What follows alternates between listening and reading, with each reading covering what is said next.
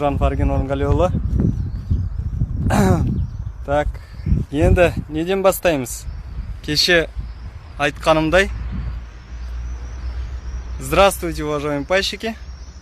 Вчера, как обещал, что сегодня выйду в прямой эфир со стройки, где мы начали сегодня первые очистительные работы на территории здания, которые, к сожалению, должны были на кооператив приобрести, но из-за того, что нам немножко преградили путь, скажем, да, в легкую, но все равно мы через ТО, ребята, которые согласились с нами работать, они купили это здание, и для нас сейчас начинает ее строительство. Агаса, вот элементарно, помните, я говорил про экосистему. Вот посмотрите, за мной стоит вот техника. Сейчас мы все приглушили, остановились, ждем КамАЗы. Это погрузчик. Вот наш пайщик. Ага. Ассаляму алейкум рахматуллахи ва баракатух. Здравствуйте, уважаемые.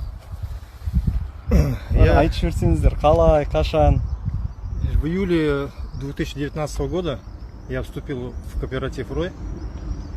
Прежде всего мне объяснили все условия. Вот именно Арген как раз был в офисе. Вот, меня все устроило. Я вступил, и вот через полгода, как я вам обещал, очередь моя подошла. Вот, через еще 2 месяца я вот приобрел погрузчик фронтальный. Вот, то, что и хотел. Альхамдулилля. Большое спасибо кооперативу, вот, отдельно Аргену Орынғалиевичу, за его работу, за благое дело, которое он начал. Вот, дай Аллах, чтобы все так и продолжалось. Вот, и все было хорошо в кооперативе. И всем пайщикам, которые в нем состоят. Я хочу сказать одно, то, что сейчас вот много что происходит. Вот, то, что реально работает, это программа, это кооператив реально приносит людям квартиры, автомобили. Вот, я приобрел спецтехнику для людей. Вот, для людей. Извините, да. То, что я говорил, экосистема. Смотрите, вот, например, наш пайщик приобрел технику, а сейчас нам, как кооперативу, эта техника необходима. Вот теперь представьте, конечно, наш пайщик с удовольствием согласился, например, сегодня поработать у нас. В принципе, если бы мы извне пригласили бы людей, они бы у нас 3 шкуры за это содрали, правильно? А тут, солярку попросили залить, например, и все. Альхамдулилля. Вот эту экосистему я хотел всегда объяснить людям, что есть такое, когда мы помогаем друг другу. Люди в дальнейшем помогают нам во всем этом. Еще раз говорю, попозже, да? Сейчас вот хочу показать. Вот строение, которое мы будем застраивать для наших пайщиков. Соответственно, как я говорил, это набережная у нас. Это у нас набережная. И здесь будут рестораны, кафе, пекарни и в основном гостиницы. Гостиницы будут высокого уровня. У нас планы такие. Это для тех, кто думает, что кооператив просто будет всю жизнь существовать только на паевые взносы. Нет, у нас мощные планы, да. И я просто до этих пор молчал, хотел сделать сюрприз людям.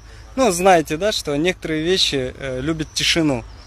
И сегодня мы еще поедем в торговый дом, который мы купили. И оттуда вам снимем, что за торговый дом такой. Откуда. И все это, заметьте, во благо кооператива, чтобы кооператив работал, чтобы кооператив существовал, чтобы кооператив реально был самым лучшим кооперативом в Казахстане и в мире в дальнейшем. То есть наши планы не просто там, скажем, краткосрочные какие-то там. У нас реально большие планы. Создать целую экосистему, где мы сами строим, где наши же пайщики являются нашими же помощниками. Вот именно в строительстве. Например, нам нужны будут тут ставить окна. Как вы думаете, к кому мы обратимся?